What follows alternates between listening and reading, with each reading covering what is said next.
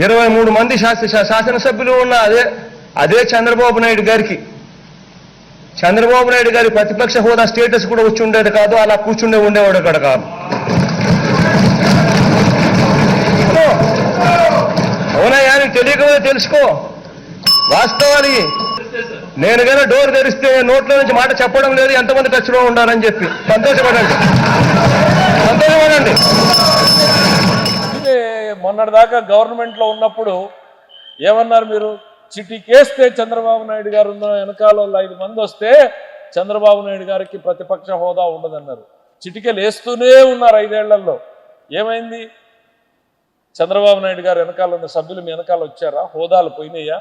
ఆ రోజు మీకు తెలుసు కదా 10% అనేటువంటిది మీ నోటితో మీరే చెప్పారే ఇదే శాసనసభ సాక్షిగా. మళ్ళీ ఇవాళ వచ్చేసి ఆ 10% నిబంధనే లేదు తూచ్.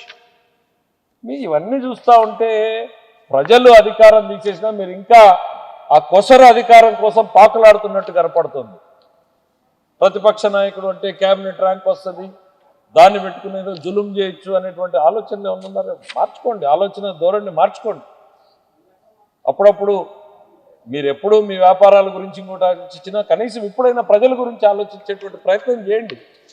మీ అధికారాలు మీరు ఎంతసేపు ఉన్న దానికోసం మీ తపన ఆరాటం కనపడుతుంది తప్ప ప్రతిపక్ష హోదా నాయకుడు మీరు మాట్లాడాలి అనుకుంటే మేము మొదటి రోజు చెప్పాం కదా, రండి శాసనసభకు, అందరు శాసనసభ్యుల్లాగానే మీకు మాట్లాడేటువంటి అవకాశం ఉంటుంది.